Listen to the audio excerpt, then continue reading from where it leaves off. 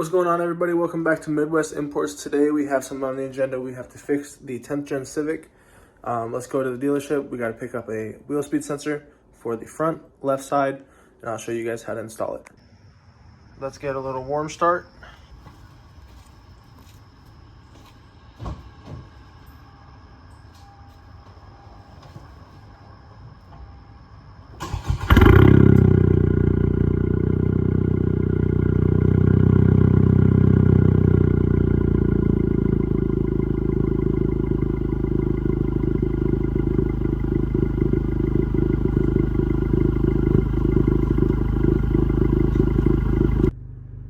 And this is why I have an absolute Christmas tree. We've got brake hold system, power steering system, anti-lock brake system, vehicle stability, hill start assist, electric brake, tire pressure, which that's because the wheels, brake, and that's it.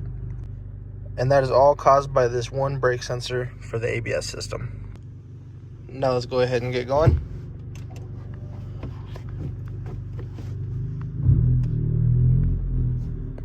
It is raining a little bit, so it might be hard to get some good sound clips.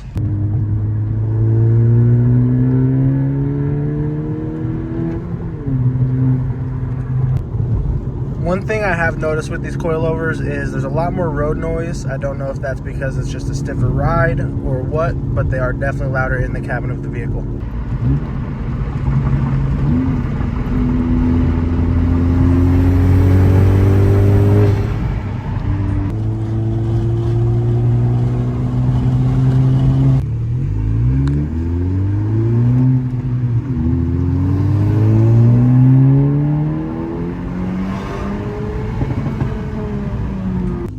And about a 10-minute drive later, we're here at the Honda and Acura dealership, local to me. We'll run in here real fast and grab the ABS sensor.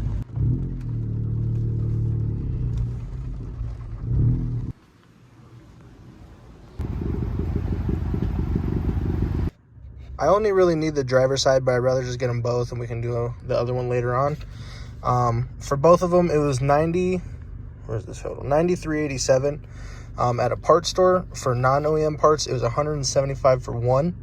So OEM was the way to go.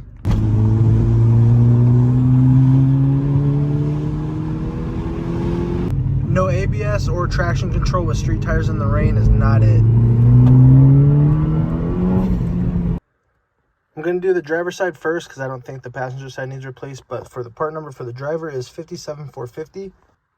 The part number for the passenger side is 57455. I pulled into the garage, so I've got enough room to work, and I can show you guys how to do it. And after I show you how to put them in, I'll go over everything that's done to the car since you guys have been asking me about that.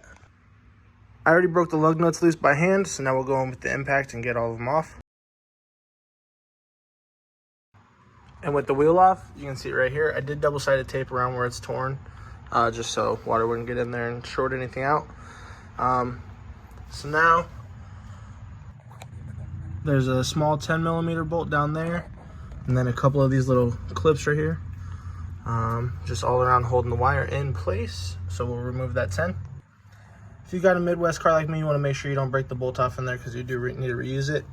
Now you just go in on the wire, kind of shake it out. I sprayed some PB Blaster in there. It was stuck in there. Now we'll try and pry it up with a flathead after it's been soaking.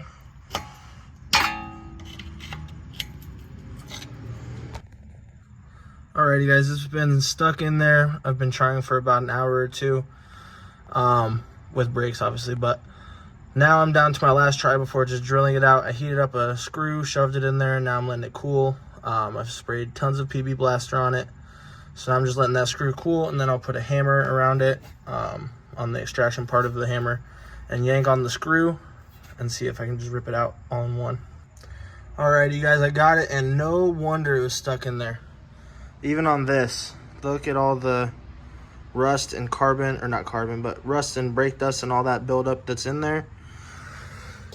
So now I'm gonna just try and vacuum all that out, scrape it out with a pick and see what I can do, and then clean up this surface around on the top of this so it's not rusty anymore. and then I'll be good to put the new one in. Alright, you guys, now with that out, you can go ahead and pop this clip out right here. It was easy, I didn't think you need to show it. This one just slides right out, and then same with right here. That one just slides right out. Then you're left with your wire just dangling. It did break, which is also another reason it's hard to get out. Then you might have to remove this trim right here with just this one clip. And then the plug is like right where my finger's at right there. And then for this, there's a little clip that's up some right here. It's a little bit up. And then you just snap this out of place so you can reach it, and then you unplug it. Then your old ABS sensor's out, and then just reverse process for the same thing. Something I did, you don't have to do, I just sanded that down a little bit. It doesn't look great, but it's a lot better than it was. Then another thing, I'm just gonna get some grease. Make sure not to get it on the top of it where the actual sensor is, but just on the base right here, just to make sure that doesn't happen again. Just like that. Now it's ready to go in. Now that it's slid in, just go ahead and put your bolt in there. I already did it, but just go ahead and put all these little clips in, and then you're good. Oh, I missed that one. But then you're done. And these are all codes that will erase themselves right away. I just started and they're already gone, except for tire pressure because of the wheels. So now you have no more check engine lights. We're gonna go for a quick drive and make sure they stay off. So far so good, no lights, still letting it warm up, so we're not gonna rip on it yet, but I'll definitely get a clip of that.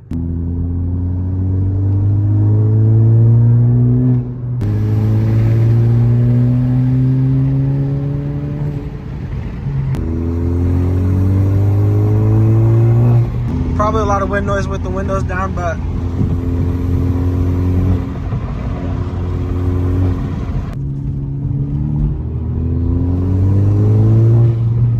now that all that's done and we got the important stuff out of the way, I can go over everything that's done to the car, and we'll go ahead and do that now. So to start off, we'll start in the engine bay. I have the NP boosted turbo inlet instead of the small restrictive stock one. In the Spectre cold air intake from throttle.com for this car, along with a race math. I have SI injectors. They're a tiny bit bigger, but not much. I have a oil catch can to help with the valve buildup, the carbon buildup. You can see these, I count these engine bay just because you can see them. The Rev 9 coilovers we just installed. Something you can't see that's done is the head studs. Those were done last week. They've been going good. I've got a EOS downpipe, catted downpipe on here. I didn't wipe my fingerprints off, so it's really dirty. Probably should have did that, but it's too late now. Stock blow-off valves, those are pretty bad for these cars apparently. That's about it for the engine bay. I actually do have a front pipe. It mounts right onto the downpipe and goes to about here on the car. I've got aftermarket blacked out headlights along with the aftermarket blacked out grille. I've got an intercooler sprayer down here to help with intake temps. It doesn't do much, but like 20 degrees. It's got a stage 3 action clutch in it as well. Stage 2, sorry, not stage 3. And that's about it for engine and performance mods. I do have this custom axle back, 2.5 inch axle back. That's about it. I've got the Ultimate Motorsports duckbill spoiler for these cars, LCI tail lights. I've got the Super Auto diffuser. And then lastly, the MRR VP7 wheels wrapped in Nitto Neogen tires. And that is almost everything. There's some things I'm forgetting, but that's almost everything done to my 2017 Honda Civic. With that being said, the video is over now. That's everything done to my car that I can think of off the top of my head. And I'm glad the wheel speed sensor is done. No more warning lights on the dash, and the car is running great. Thank you for watching. Let me know any other video ideas you guys have, and I will do my best to get them done. Thank you, and have a good one.